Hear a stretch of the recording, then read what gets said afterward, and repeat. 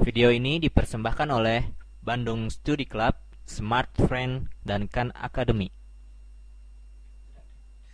Sejauh ini kita sudah mempelajari fluida yang statis ya. Jadi kita sudah mempelajari tekanan statis pada fluida yang statis. Dan sekarang kita akan mulai mempelajari kondisi di mana fluida ini tidak statis ya. Misalkan kita punya sebuah pipa di sini. Kita gambar pipanya. Jadi pipa ini memiliki satu ujung yang lebih besar daripada ujung lainnya ya. Jadi ini ujung yang satu, ini ujung yang lainnya. Ini beda ya, besarnya beda ya. Oke, misalkan pipa ini dipenuhi dengan sebuah fluida. Jadi ini adalah fluidanya. Dan misalkan di ujung yang kecil sebelah kiri ini merupakan input ya, merupakan ujung di mana fluida ini masuk ke dalam pipa. Jadi fluida ini masuk atau inputnya di sebelah kiri, dan di lubang yang lebih besar ini adalah lubang output di mana di sini dia akan mengeluarkan fluidanya ya. Jadi fluida masuk dari AI dan dia akan keluar dari AO di sini ya. Dan di sini fluida di dalam pipa ini dia bergerak dengan suatu kecepatan, yaitu kecepatan inputnya, kita misalkan sebagai V kecil i. Dan kita akan melihat ya. Jadi setelah T detik kita akan melihat, kita akan punya fluida sebesar ini ya, sebesar silinder ini atau tabung ini. Ini adalah volume fluida yang kita punya setelah fluida ini bergerak sebesar T second. Dan kita punya ya, D ini merupakan RT, dan dimana D ini adalah kecepatan dikalikan dengan waktu. D ini adalah jarak tentunya, dan dimana T ini adalah T besar ya, jadi waktunya adalah sebesar T. Dan di sini kita akan mencari tahu kalau misalnya di sini tinggi atau panjang dari tabung silinder yang kita punya di sini ini akan sama dengan D ya. Jadi ini adalah jarak yang ditempuh oleh fluida selama T second. Ini akan sama dengan V input atau kecepatan input dikalikan dengan waktunya. Dan setelah T detik kita akan memiliki air atau fluida yang bergerak sebesar volume tabung ini ya. Jadi ini adalah silinder, bukan tabung ya. Ini adalah silinder di mana ini merupakan pergerakan air selama T detik. Dan kita lihat volume dari silinder air ini, volume masuk yang digambarkan dengan V besar ini ya. Volume masuk pada air ini, yaitu yang digambarkan oleh silinder ini. Kita lihat dulu ya. Ini adalah volume masuknya. Ini adalah volume air yang masuk setelah T detik. Dan ini bagian ini maka volume ini akan sama dengan luas yang area masuknya ya, luas lubang masuknya, yaitu AI. Ini dikalikan dengan si panjang silinder ini ya, yaitu setara dengan jarak yang ditempuh oleh air, dan ini setara dengan kecepatan input dikalikan dengan waktunya di sini. Ini adalah volume input dari air setelah T detik di sini.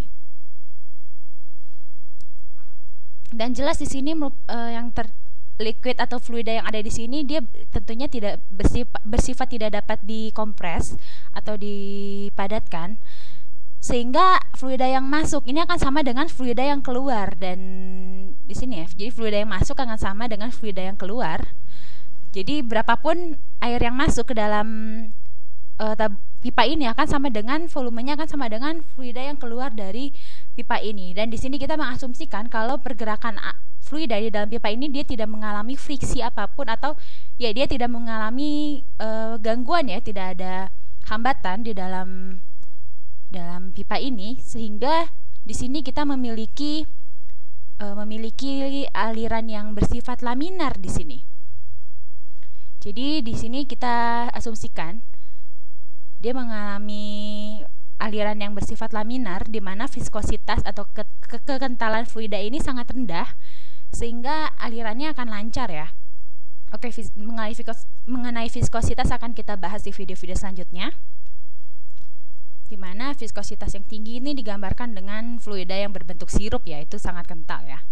Oke, sekarang di sini kita memiliki sebuah aliran dengan yang bersifat laminar sempurna di sini, di mana dia tidak memiliki friksi sama sekali, sehingga di sini volume air yang masuk akan sama dengan volume air yang keluar dari pipa ujung-ujungnya ini ya.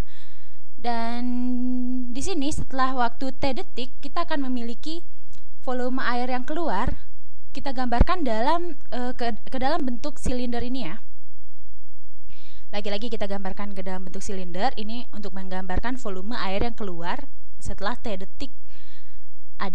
Setelah T detik ada aliran masuk ya, ada aliran masuk tentunya di bagian input, dan di bagian output juga akan ada aliran yang keluar, dan setelah T detik akan ini volume yang air keluar ini akan digambarkan oleh silinder ini, di mana silinder ini akan memiliki ketinggian. Ini tentunya adalah ketinggian ini kita punya di sini nih, V besar ini adalah volume ya, jadi volume di sini, dan V kecil ini adalah kecepatan air keluarnya ya.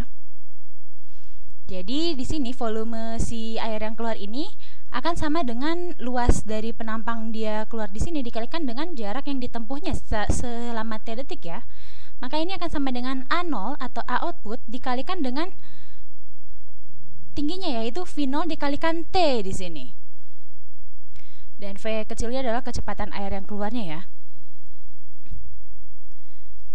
Jadi di sini ini adalah bagian input dan di sini adalah outputnya. Jadi ketika volume input ada sejumlah volume air masuk dari bagian input, maka sejumlah volume tersebut juga akan keluar ya di bagian outputnya ya. Jadi maka ada fluida juga yang keluar sejumlah volume fluida yang masuk di sini.